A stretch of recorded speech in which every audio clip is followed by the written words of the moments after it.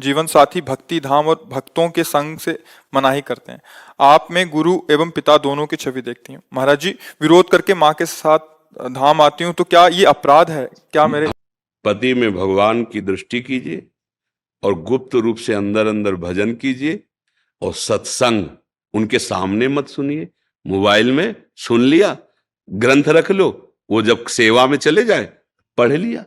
जरूरी नहीं अगरबत्ती तुम भगवान की करो, उसकी उसकी प्रसन्नता में आ जाओ। नाथ जैसे आप मंदिर में, वैसे मेरे पति के हृदय में। आप हमारे साथ लीला कर रहे हो कि मैं आपकी भक्ति ना करूं, तो करूंगी, पर आपके प्रतिकूल नहीं जाऊंगे। आप कहोगे धाम नहीं जाना, कभी नहीं जाऊंगी। आप कहोगे तिलक नहीं लगाना, कभी नहीं लगाऊंगी। आप कहोगे कंठी नहीं पहनना, नहीं पहनूंगी, लेकिन हृदय से आपको कभी भूल नहीं सकती। भगवान की प्राप्ति हो जाएगी। न झगड़ा करने की जरूरत है, न कहीं भागने की जरूरत है। आज तो इतनी कृपा है कि आप अमेरिका में बैठ के सत्संग सुन सकते हो। अच्छा, हर समय कोई पास थोड़ी रहता है, और जब अपने को बात पकड़ ली ना, तो हम उनके सामने नहीं करते कोई भक्ति की बात। खाली समय आनंद से भजन कर, देखा कि अब इस समय आरती कर दी भगवान, नहीं तो उनकी आरती कर दी मन से, भगवान वही विराज। हमें तो लगता है भक्ति कभी झगड़ा नहीं कराती, भक्ति कभी अशांति पैदा नहीं करती। कहीं चूक होती तभी झगड़ा और अशांति होती है, नहीं तो लंका में रह करके विभीषण ने महान भक्ति प्राप्त की के लिए रावण का सगा भाई और मंत्री पद पे। चतुराई इसी बात की है। भगवान कह रहे तुम सरी के संत प्रिय विभीषण जी के लिए इतना विरोधी, भक्ति का विरोधी क्षेत्र पूरा नगर। एक बार रावण को सूचना पहुंची कि विभीषण ने पूरे महल में राम राम लिखा रखा है, आपका विरोधी है। पहुंचे मंदोदरी के साथ, प्रणाम क्यों, ये क्या लिखा देखा, ये क्या मेरे शत्रु का नाम? बोले नहीं भैया, किसने कहा शत्रु? बोले राम लिखा, राम माँ। बोले रा से रावण आप और माँ से मंदोदरी। ए चतुर, राम ही बजे तो चतुर। बड़ा प्रसन्न हुआ। भक्ति अपनी गुप्त रख ली है, प्रकाशित करोगे गला कट जाएगा। शांत, हमें छाप नहीं लगा ली कि हम भक्त हैं, फिर चेकिंग हो जाएगी कि हो कि नहीं हो। आप शांत, भगवान जिस परिस्थिति में तुम्हें दिया उसमें भजन करके दिखा दो, भगवान प्राप्त कर, भगवान प्राप्त ही है, वो प्रकाशित हो जाएंगे। पति में भी भगवान है, परिवार में भी भगवान है। रो वहां से, हा वृंदावन, वृंदावन तुम्हारे पास चला जाएगा। ये जड़ देश नहीं है, ये चैतन्य चिदानंद। जैसे भगवान का नाम चिदानंद, ऐसे धाम चिदानंद, रूप चिदानंद, लीला चिदानंद। भगवान मन में ही बैठे तुम्हारे सुन रहे हैं। जब तुम्हें अंदर से हा वृंदावन, तो तुम्हारे स्वप्न में वृंदावन आ जाएगा, तुम्हारे जागृत में झांकी आने लगी, निहाल हो जाओगे। हमें लगता है कि हमें कहीं झगड़ा विरोध नहीं करना चाहिए।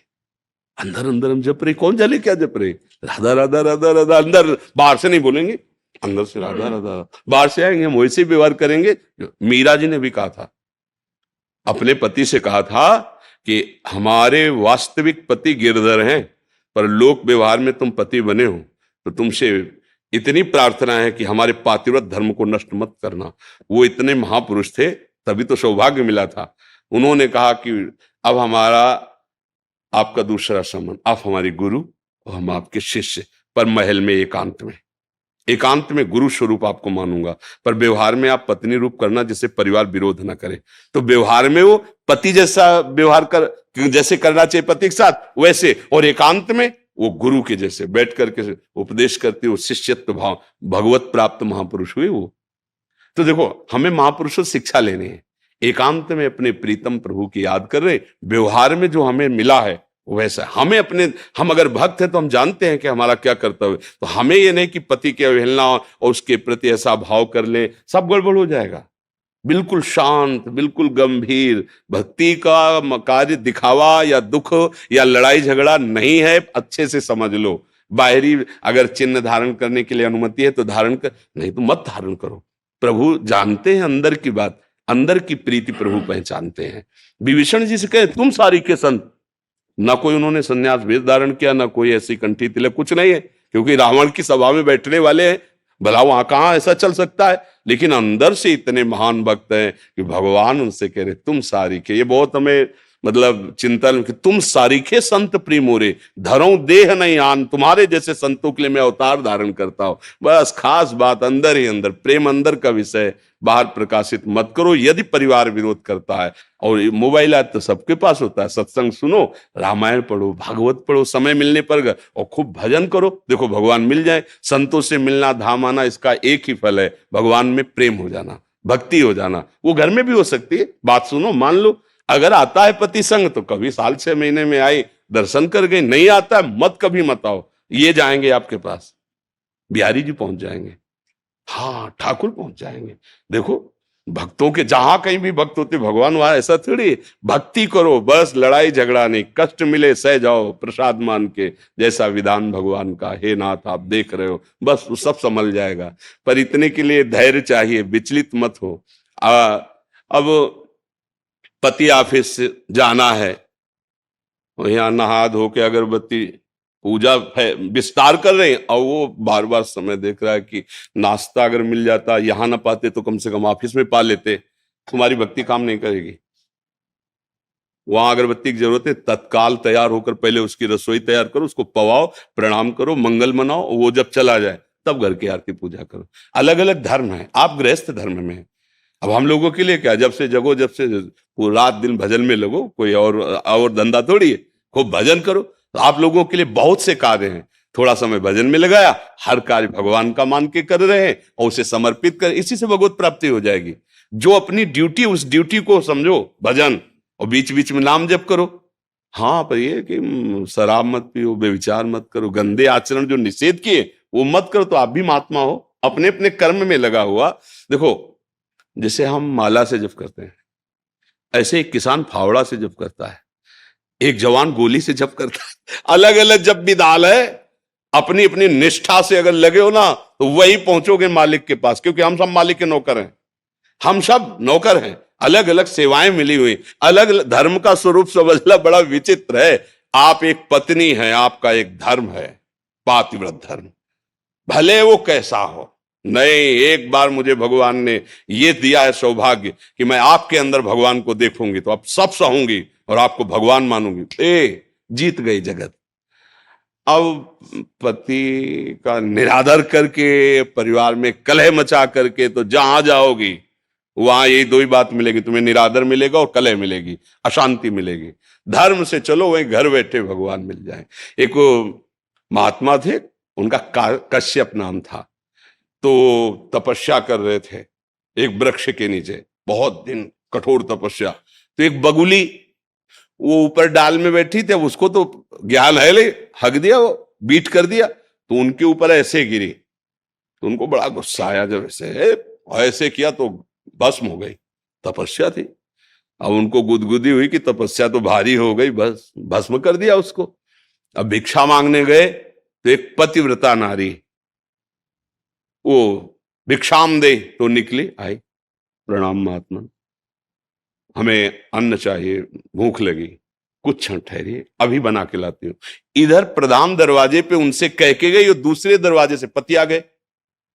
अब उसका प्रधान धर्म पातिव्रत धर्म है।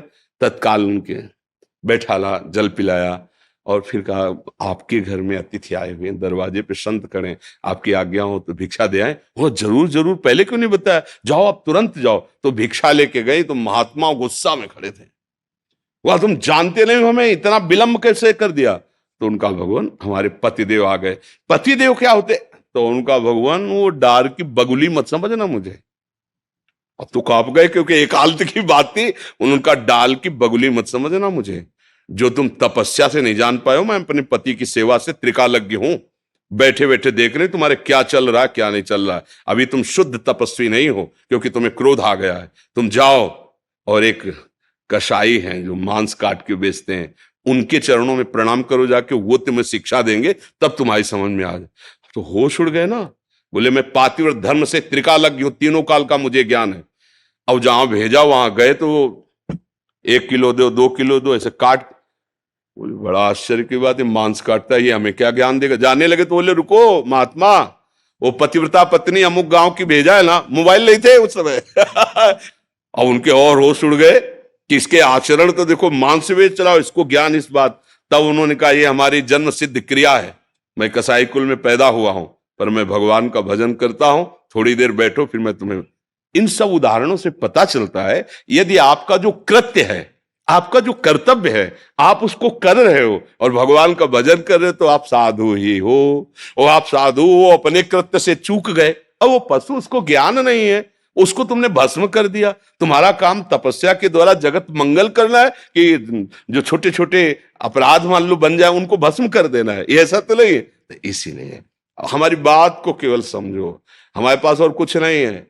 जो संत और गुरुजनों महापुरुषों से, शास्त्रों से जो बात मिली, अगर उस पे चलोगे तो इस माया रूपी रोग से मुक्त हो जाओगे, भव रोग से। मंत्र मूलम गुरु वाक्यम, मंत्र का मूल क्या? गुरुजनों के वचन। अगर उनकी बात मान लोगे तो आप निहाल हो। कोई झगड़े की जरूरत नहीं, कहीं आने जाने की जरूरत नहीं, घर में रह करके पति और परिवार को भगवान का स्वरूप मान। जैसे मंदिर में नहीं होते सियाराम जी, राधे श्याम जी, शिव जी, सब मंदिर ऐसे, सास ससुर माता पिता भाई बंधु, ये पूरा मंदिर है घर। इसमें भगवान इन रूपों में सेवा की और एकांत में उनसे प्रार्थना की जब समय मिला, प्रभु इस परिवार रूपी आपकी सेवा से आप प्रसन्न हो जाओ और मुझे अपने चरणों का प्रेम दो, पक्का पक्का। और अगर धर्म विरुद्ध आचरण तो फिर कहीं आनंद की प्राप्ति नहीं।